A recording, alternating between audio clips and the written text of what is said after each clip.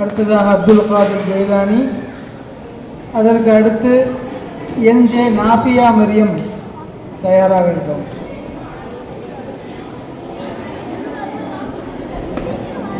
அஸ்ஸலாமு அலைக்கும் வரஹ்மத்துல்லாஹி வபரகாத்துஹு. அல்ஹம்துலில்லாஹி ரப்பில் ஆலமீன். அஸ்ஸலாத்து வஸ்ஸலாமு அலா சய்யிதில் முர்சலீன். அம்மா பஅத். ஃபகத் கால அல்லாஹு தஆலா ஃபில் குர்ஆனில் அதீம். அஊது பில்லாஹி மினஷ் ஷைத்தானிர் ரஜீம். பிஸ்மில்லாஹிர் ரஹ்மானிர் ரஹீம். இன்ன தீன இன்தல்லாஹில் இஸ்லாம். ஸதகல்லாஹுல் அலீம். கால நபியு ஸல்லல்லாஹு அலைஹி வஸல்லம் கைருல் ஹதீ ஹதீயு முஹம்மதின் ஸல்லல்லாஹு அலைஹி வஸல்லம். ஸதக ரசூலுல்லாஹி ஸல்லல்லாஹு அலைஹி வஸல்லம். பேரன்பும் பெரும் கருணையும் கடைமிக்க பேரு பகாரியான அல்லாஹ்வுக்கே கோடான கோடி புகழ். நமது நாயகம் ரசூலே கரீம் ஸல்லல்லாஹு அலைஹி வஸல்லம் அவர்களின் மீதும் அவர்களை பின்பற்றி வாழ்ந்த சஹாபாக்கள், தாபீன்கள், அக்தாபுகள், அவுலியாக்கள், உலமாக்கள், ஷஹதாக்கள், சாலிஹீன்கள் நம் அனைவரின் மீதும் சாந்தியும் சமாதானமும் உண்டாவதாக. ஆமீன். காலத்திற்கேற்ற அருமையான தலைப்பு கலாச்சார சீரழிவுகளும் காமில் நபியின் போதனைகளும். கலாச்சாரம் என்றால் மக்கள் பின்பற்றும் பழக்க வழக்கங்கள், வாழ்வியல் நடைமுறைகளை கலாச்சாரம் என்று சொல்லப்படுகிறது. இது நிறம், ஊர், மொழியை பொறுத்து மாறுபடுகிறது.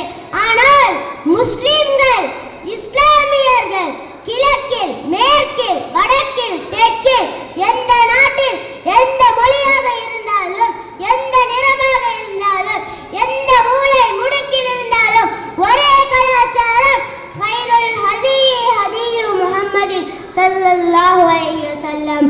முஹம்மது முஸ்தபா ரசூலே கரீம் முஹம்மது ஸல்லல்லாஹு அலைஹி வஸல்லம் அவர்களின் கலாச்சாரம்.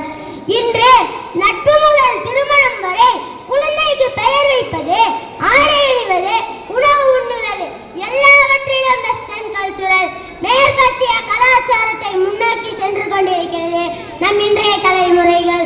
வெளியிலிருந்து மாற்றும் மத சமுதாயம் முஹம்மதின் கலாச்சாரத்தை அண்ணாந்து பார்க்கிறது. ஆனால் நம் சமுதாயம் வெளியிருக்கும் கலாச்சாரத்தை எட்டி பார்க்கிறது. குழந்தை பிறந்தவுடன் அழகிய பெயரை சூட்டுங்கள் என்றார்கள் நபி அவர்கள்.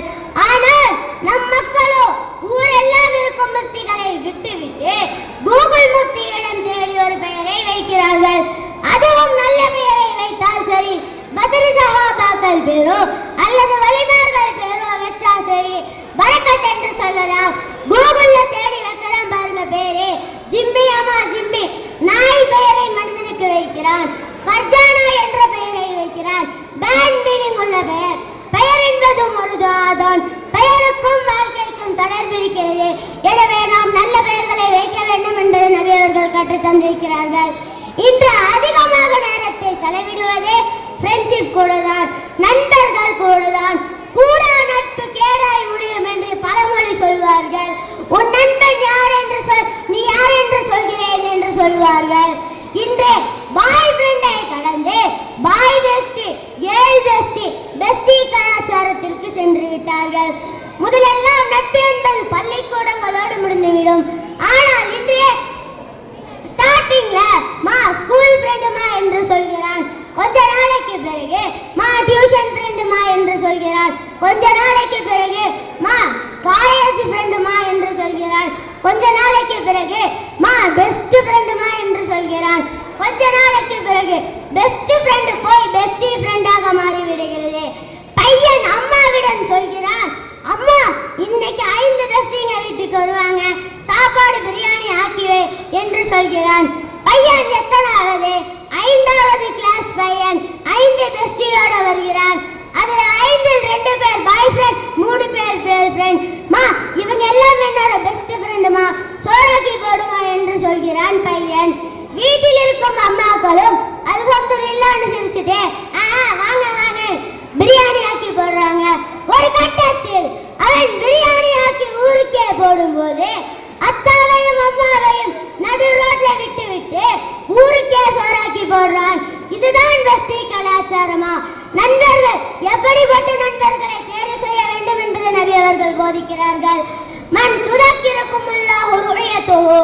உனது நண்பனை பார்த்தால் வரணும் வயசீது ஃபி அமலிக்கும் அன்திக்குஹு உனது நண்பனுடன் உட்கார்ந்தால் பேசினால் அறிவு வளரும் ஒமை யுரகிபுக்கும் ஃபில் ஆகிரத்தி அமலுஹு அவனுடைய செயல்கள் மறுமை நாளை நினைவுபடுத்தும் இப்படிப்பட்ட நண்பர்களை தேர்வு செய்ய வேண்டும் என்பதை நபி அவர்கள் போதிக்கிறார்கள்.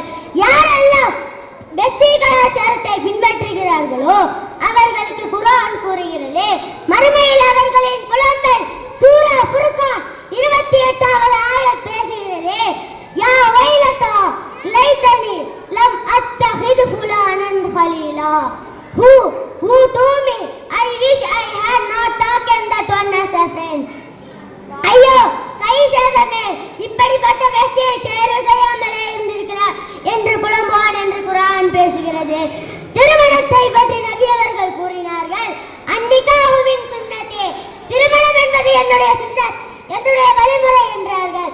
ஆனால் இஸ்லாத்தை பொறுத்தவரையில் திருமணம் என்பது ஆண் பெண்ணுக்கு மஹரை கொடுத்து ஈஜாப் கபூல் கேட்டு குத்பா ஓதி வலிமா கொடுத்தால் சாப்டர் க்ளோஸ் அவ்வளவுதான் முடிந்துவிட்டது.